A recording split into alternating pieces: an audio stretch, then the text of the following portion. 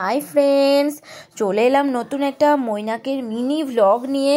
তো মৈনাক এদিকে চলে এসেছে একটা দিদার বাড়ির ছাদে, কারণ এখন বিকেলবেলা, আর বিকেলবেলা আমরা সবাই ছাদে যেতে খুবই পছন্দ করি। তো আমার মা এসেছে আর একটা দিদার বাড়িতে, তো সেখানেই আমরা এসেছি। আর মৈনাক এখন জুতো খুলে ওখানে বসবে, কারণ বলছি জুতো পরে বস না, ও জুতো খুলেই বসবে। আর হাতে একটা চকলেট নিয়ে নিয়েছে, চকলেট কিনে নিয়েছে। চকলেট ছাড়া তো কারোর বাড়ি যাওয়া হয় না, আগে বাড়ি থেকে বেরিয়ে আগে দোকান থেকে একটা চকলেট কিনবে, তারপরে যেখানে খুশি যাও। তো মৈনাকের দিদা ওকে একটা চকলেট কিনে দিয়েছে, আর এদিকে ওর দিদা বসে আছে। আর দিদার কাছে বসতে পেলে তো আর কিছু হয় না, তো দিদাকে চকলেটটা ছাড়িয়ে দিতে বলছে।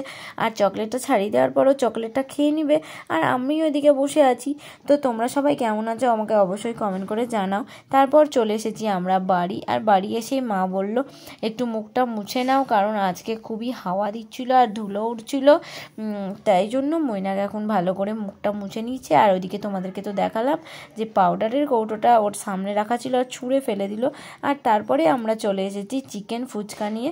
আর চিকেন ফুচকা খেতে তো সবাই ভালোবাসে, আর এখানে চিকেন ফুচকা দিয়ে দিয়েছে 6টা, এক প্লেটে 6টা, আর 50 টাকা প্লেট।